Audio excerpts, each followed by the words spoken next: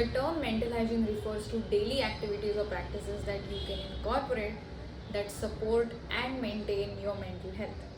Just like when we brush our teeth every day or shower every day, we are maintaining our physical hygiene and cleanliness. Just like that, these are the practices and activities that you can incorporate on a daily basis that would help you improve your well-being and build resilience to deal with stressful, overwhelming, challenging situations that may arise. Hi, this is Prachi. I'm a psychologist. Let's talk about this. First is, of course, breathing. Why is breathwork so useful? It's our body's way to feel safe. Pay attention to how you're feeling when you're anxious or angry or stressed. We take really fast breaths, right? There is shortness of breath, really high heart rate, high BP. On the other hand, when we are relaxed and calm, how do you breathe? We are taking deep and longer breaths. So when we practice deep breathing every day and also in stressful situations, we are able to feel safe because that's what our brain is perceiving. This affects our vagus nerve, which oversees our flight or fight response. And so then it can also put us in the parasympathetic nervous system mode, which is rest and digest. So try breathing using different techniques that are available. One could be breathing on counts.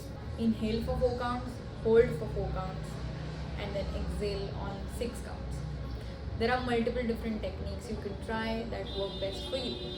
But it is a really helpful tool because it can make us feel really safe. It brings us back to our body and in the present moment, and it makes us feel much more calmer and we are much more centered. Identifying triggers.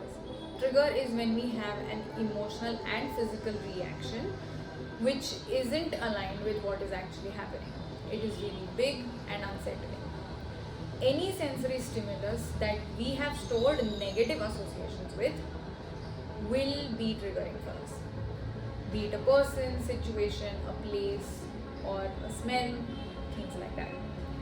Our brain stores these things and processes them as a threat. So if it perceives something similar that is repeating, we go into a fight, flight, freeze, or fawn response. Our brain is trying to keep us safe because it is perceiving that the situation is repeating itself that is actually a threat to us. So what happens?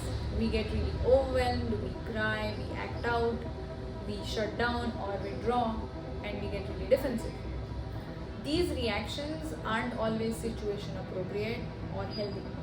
So what we need to do is we identify these trigger patterns, and when such situation arises, we can deal with it in a much more healthy way and minimize our triggered reaction as much as possible. If you want me to do a detailed video about emotional triggers, please let me know in the comments. I would love to do it. So, once we are able to identify these triggers, we can actually develop healthy ways to respond to them instead of reacting. And that can have a really positive impact on our well-being. It can make us feel emotionally regulated, and it can help us maintain better interpersonal relationships. Journaling. Journaling is a highly recommended stress management tool. And there is no one way to journal and how often one needs to do it. Find what suits you best. It could be daily, weekly, or as per you need. And there are multiple ways to do it, right? You can free write, maintain a thought diary, write your worries. Gratitude journaling is also there, or you can use journal prompts. You can do actually all of these things at different points of your life. It is a very personal experience. The goal here is to help you work through your emotions, connect to yourself, and gain meaningful insights about yourself and the situation that you're in that can help you navigate everyday life. Choose the type of journaling that can really help you in your current situation, where you will be able to express yourself while also be challenged to go deeper into it. Be very creative with it. Journaling is really, really helpful because it gives us an outlet to express ourselves fully. It decreases stress, it helps us gain clarity and process our emotions or situations a whole lot better. Also, if you're struggling with something and you think you need professional help, feel free to reach out on the email ID. Nature exposure, movement, and mindfulness. I have put these three things together because they often go hand in hand.